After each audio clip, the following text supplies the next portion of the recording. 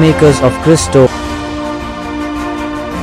இயேசுவில் அன்பார்ந்த சகோதர சகோதரிகளே, எரேமியாவை அழிக்க யூதா நாட்டினரும் எருசலேம் வாழ் மக்களும் வாருங்கள், எரேமியாவுக்கு எதிராக, அவருடைய தீர்க்க தரிசனத்துக்கு எதிராக, அவருடைய இறை சாட்சிக்கு எதிராக, அவருடைய இறை பணிக்கு எதிராக நாம் முழக்கமிடுவோம், அவனை சாகடிப்போம், அவனை கொலை செய்வோம் என்று அங்கு உள்ள பொறாமைக்காரர்கள் எண்ணுகிறார்கள் தெய்வ பிள்ளைகளே. அதே போல இயேசுநாதருடைய வாழ்க்கையிலும் என்ன நடக்கிறது? அவர் தன்னுடைய 12 சீடர்களை அழைத்து, நான் கொலை செய்யப்பட போகிறேன், மூப்பர்களும் யூதர்களும் என்னை கொல்லப் போகிறார்கள், என்னை அவமானப்படுத்த போகிறார்கள், சிறையடிக்க போகிறார்கள், சாட்டையினால் அடிக்க போகிறார்கள், என்னை சிலுவையில் அறைய போகிறார்கள், நான் மரிப்பேன், ஆனால் 3ஆம் நாள் உயிர் தெழுவேன் என்று கூறுகிறார். இங்க நீதிமானின் துன்பங்களை நாம் அறிகின்றோம் தெய்வ பிள்ளைகளே. எரேமியா நன்மை செய்த போதும் தீமையை அனுபவித்தார். அவர் மீது சூழ்ச்சிகள் செய்யப்பட்டது, அவர்கள் திட்டம் வகித்தார்கள், ஆனால் அவர் பழி வாங்கவில்லை. அதே போல இயேசுநாதருடைய வாழ்க்கையிலும் சூழ்ச்சி செய்தார்கள், பலவிதமாக சூழ்ச்சி செய்கிறார்கள், ஆனால் ஆண்டவரும் அவர்களை பழி வாங்கவில்லை. He did not react to the criminal activities of the people.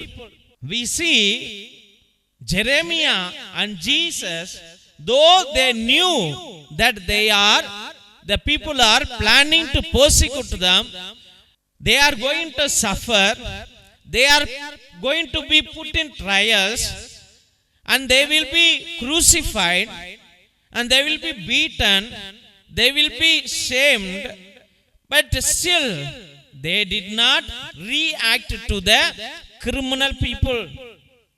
They just humbled themselves. They just humbled themselves.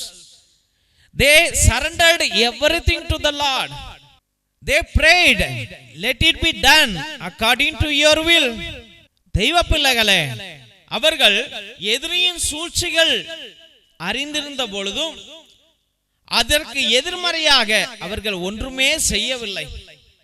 அவர்கள் கடவுளிடம் அர்ப்பணித்தார்கள், ஆண்டவரே உம் சித்தம் போல் நடக்கட்டும் ஆண்டவரே என்று. இன்னைக்கு அதே உலகத்தை நாம் பார்க்கின்றோம். ஒரு நீதிமானோ, ஒரு நல்லவனோ, ஒரு ஜெபிக்கிறவனோ, ஒரு உண்மை பேசுகிறவனோ, ஒரு அமைதியானவனோ, இல்ல எந்த பிரச்சனையிலும் ஈடுபடாதவனோ, இல்ல தாழ்மையா போகிறவனை இந்த உலகம் விடவே விடாது. அவன் மீது சூழ்ச்சிகள் செய்யும், அவனை பழி வாங்க வேண்டும், அவன் கெட்டு போகணும், அவன் அழிந்து போகணும், அவன் முன்னேறக்கூடாது, அவன் வாழ்க்கை சிதறி போகணும், அவனுடைய குடும்பம் நன்றாகவே இருக்கக்கூடாது என்று நம்மளே எந்த வம்புக்கும் போலனாலும் நம்மளை வம்பு தேடி வரும் தெய்வ பிள்ளைகளே.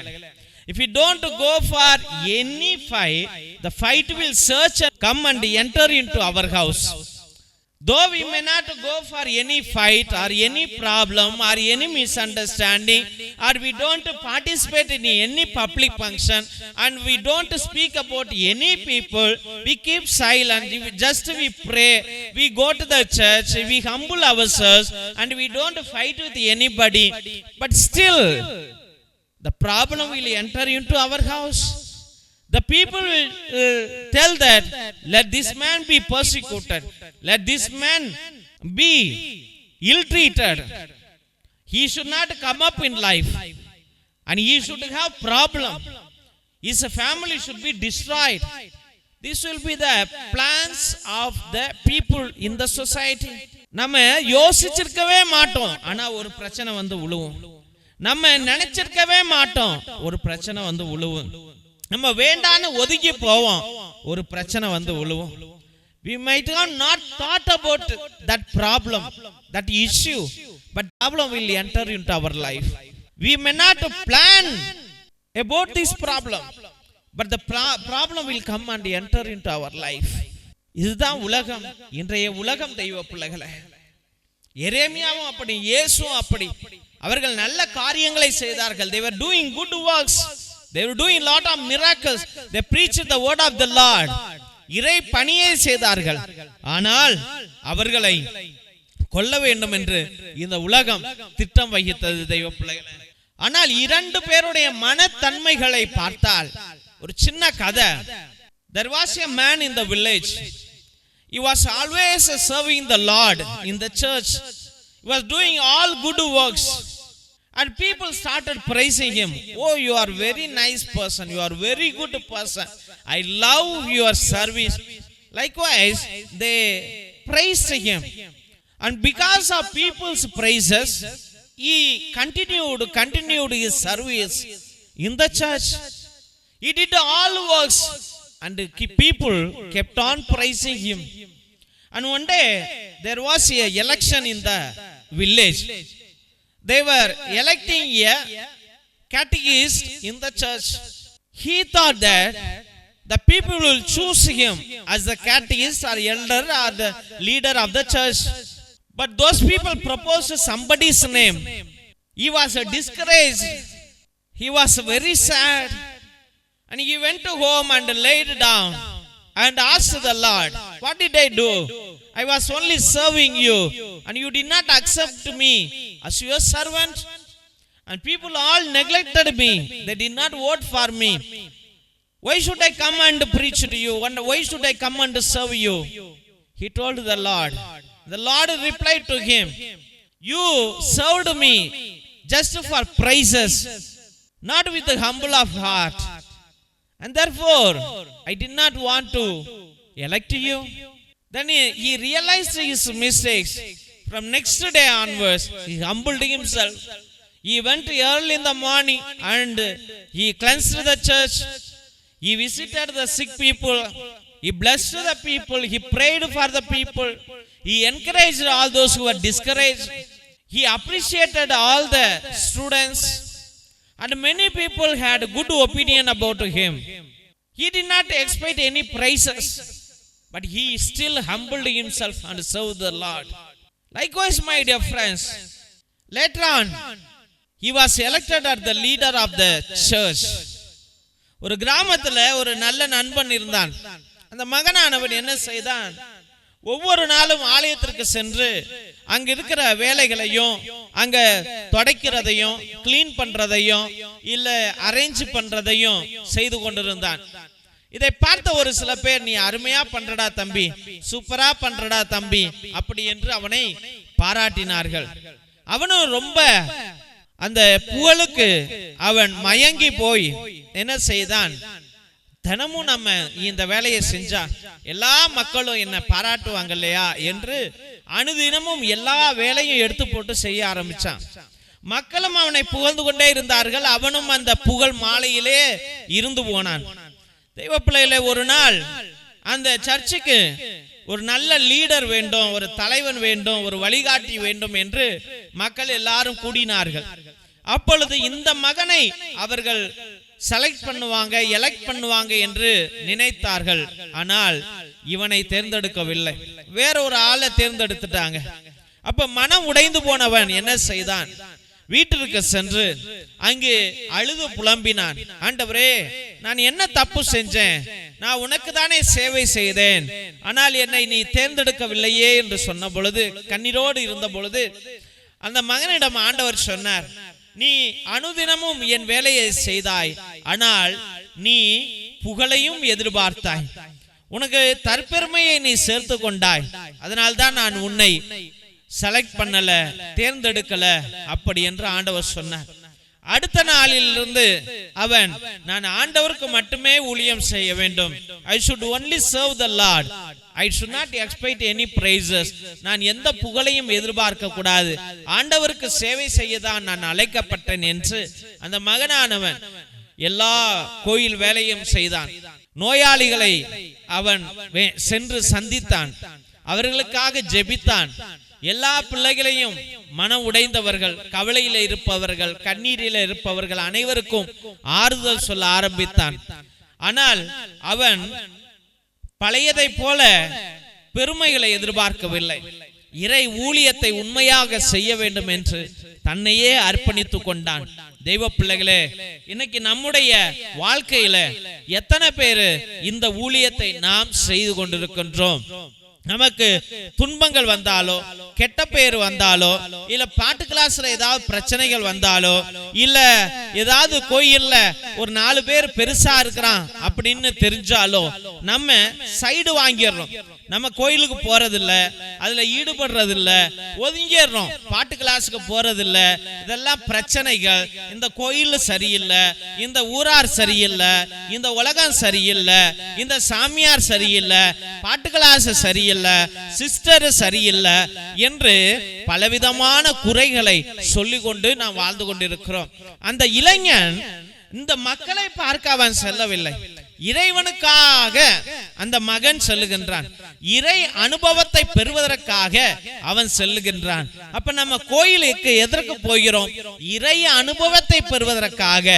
இந்த உலக மக்களை, ஆடம்பர வாழ்க்கையில இருப்பவர்களை, பெருமை கொண்டாடுகிறவர்களை பார்க்க நம் ஆலயத்திற்கு செல்லவில்லை தெய்வ பிள்ளைகளே. ஆனால் கோயில் முழுசா பார்த்தா இந்த பெருமை கொண்டாடுகிறவர்கள் தான் அதிகம். திருச்சிலுவை ஆசீர்வாதத்தை பெற்றுக்கொள்வோம். தந்தை ஆசீர்வாதத்தின் திருச்சிலுவை. திருச்சிலுவை உனக்கும் உன் குடும்பத்திற்கும் வெளிச்சமாய் இருக்கிறது. நரக சர்ப்பம் உனக்கு அதிபதியாக வேண்டாம். சாத்தானே அப்பாலே போ.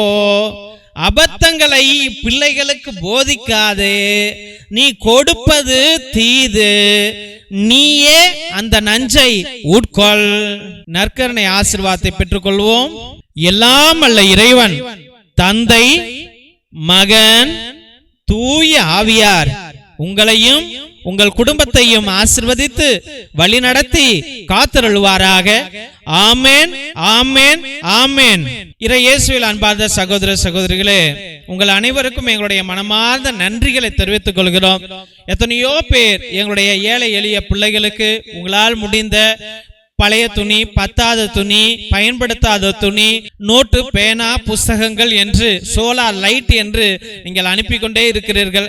அதற்காக என்னுடைய மனமார்ந்த நன்றிகளை தெரிவித்துக் கொள்கிறோம் தெய்வ பிள்ளைகளே. நீங்கள் அனுப்பிய ஒவ்வொரு துணியையும், ஒவ்வொரு நோட்டு, புஸ்தகம், பேனாவையும் எங்களுடைய சபை ஸ்தாபகர் மோஸ்ட் ரெவரண்ட் பிஷப் ஹிபோரா குசாலா மற்றும் எங்களுடைய சபை தலைவர் ரெவரண்ட் ஃபாதர் கிஷோர் பாபு ஒவ்வொரு நாளும் ஏழை எளிய பிள்ளைகளுக்கு அதை பகிர்ந்து கொண்டே இருக்கிறார்கள்.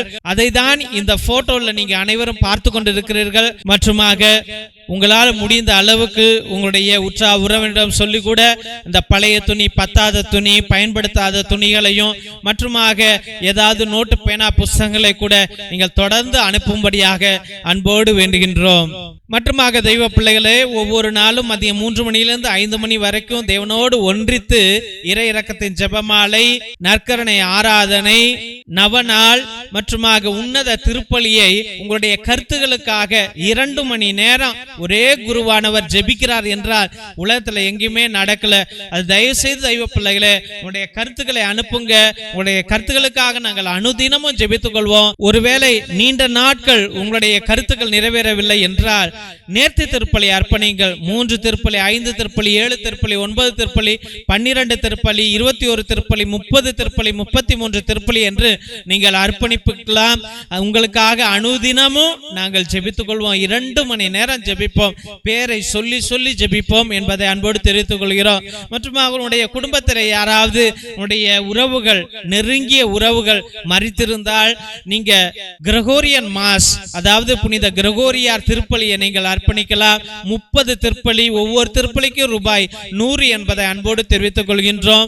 ஆத்ம இளைப்பாறுதலுக்காக இதை அர்ப்பணிப்பார்கள். நம்முடைய திருச்சபையில உங்களுடைய கருத்துக்களை நீங்கள் அனுப்பலாம் என்பதை அன்போடு தெரிவித்துக் கொள்கிறோம். மிரக்கல் ஆயில் அதிசய எண்ணெய், இது கோகனட் எண்ணெய் கிடையாது.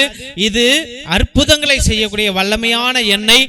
எல்லா நோய்களுக்கும் வலிகளுக்கும் பயன்படும். தலைவலி, நெஞ்சு வலி, மூச்சு வலி, முழங்கால் வலி மற்றுமாக மூச்சு வாங்கல், வயிற்று வலி அனைத்திற்கும் பயன்படும். எல்லா நோய்களையும் தீர்க்கும். மற்றுமாக குழந்தை பாக்கியத்திற்கு கூட இது அருமையாக செயல்படும். இதை வாங்கி நீங்கள் தயவு செய்து பயன்படுத்தும்படியாக அன்போடு வேண்டுகின்றோம். இறை இரக்கத்தின் விடுதலை ஜெப புத்தகம். இது அந்த காலத்தில் நம்முடைய மூதாதையர்கள் செபஸ்தியா தகடு, அந்தோனியா தகடு செய்வதற்காக வல்லமையான ஜெபங்களை வைத்து அந்த தகடுகளை செய்தார்கள். அதில் உள்ள ரகசிய ஜெபங்களுடையவை இவை. இந்த ஜெபங்களை வாங்கி நீங்க பயன்படுத்துங்க. உங்களுடைய செய்வினைகள், கட்டுகள், குடும்ப கட்டுகள், தலைமுறை சாபம் அனைத்திலிருந்து உங்களுக்கு விடுதலையை ஆண்டவர் கொடுப்பார். இது வல்லமையான புத்தகம் தெய்வ பிள்ளைகளே. இதை வாங்கி நீங்கள் பயன்படுத்தும்படியாக அன்போடு வேண்டுகின்றோம். மற்றுமாக தெய்வ பிள்ளைகளே, ஒவ்வொரு நாளும் மதியம் 3 மணியிலிருந்து 5 மணி வரைக்கும் நடக்கும் இந்த உன்னத ஜெபத்துல கலந்து கொள்வதற்காக நன்றிகள். இந்த சேனலை தயவு செய்து சப்ஸ்கிரைப் பண்ணுங்க, இதை ஷேர் பண்ணுங்க, உங்களுடைய வாட்ஸ்அப் ஸ்டேட்டஸ்ல வைங்க, உங்களுடைய வாட்ஸ்அப் குரூப்ல வையுங்க, மற்றவர்களிடம் பகிர்ந்து கொள்ளுங்க. தெய்வ பிள்ளைகளே, இந்த ஜெப வழிபாட்டுல கலந்து கொள்ளுங்க, கேட்டுக்கொள்ளுங்க. ஆண்டவர் அற்புதங்களை அவர்களுக்கு செய்வார். நீங்க இந்த ஊழியத்தை தாங்கினார், உங்க குடும்பத்தை ஆண்டவர் தாங்குவார் என்பதை அன்போடு தெரிவித்துக் கொள்கின்றோம். தேவனுக்கே மகிமை உரிதாகுக. God bless you all.